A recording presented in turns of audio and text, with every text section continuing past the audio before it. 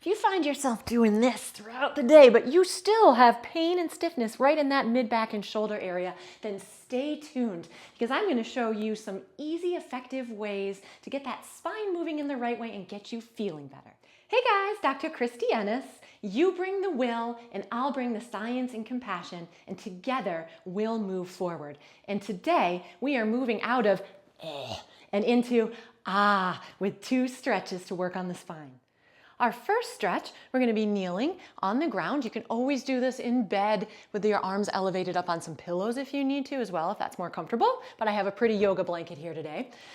We are going to work on extending that spine. That's the first movement of the spine that we need to fix. That gets hunched over when we are sitting at our desks or lying on the couch or any of that stuff. The spine needs to come back into this position. So this is such a yummy one. I love this one.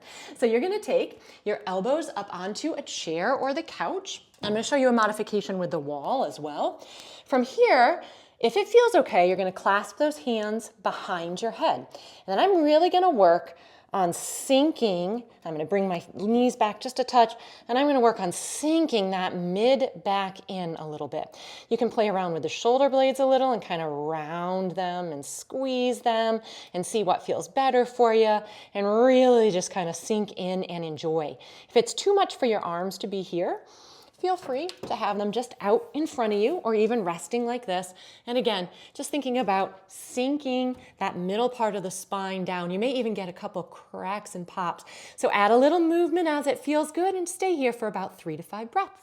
If it's too much to get on your knees, you can totally do this one at the wall to start. Same idea with the hands behind the head. And then I'm coming right up nice and close to that wall.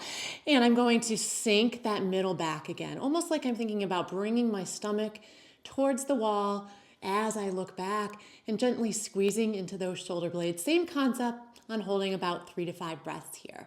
For our second stretch, we're back to our hands and knees here again. This time we're working on the rotation of the spine. So we do want to make sure we do both sides. You're going to take one hand and do the chicken dance. And you're going to place it behind the head as long as that's comfortable. If not, you can place it across the chest. But we're really focusing again kind of on that middle spine. So I'm bringing my elbow towards the opposite hand. And I already get a little crack there. And then I'm really, again, not lifting as much with the elbow as I am really focusing on lifting with that middle part of my spine. If it feels okay on the neck, you can go ahead and go, hey, what's up there too?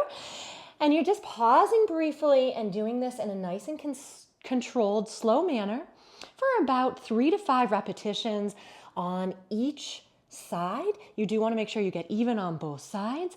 And then don't forget too, if you do have any shoulder or neck tightness that goes along with this, make sure you check out the video that I've got coming in store for you.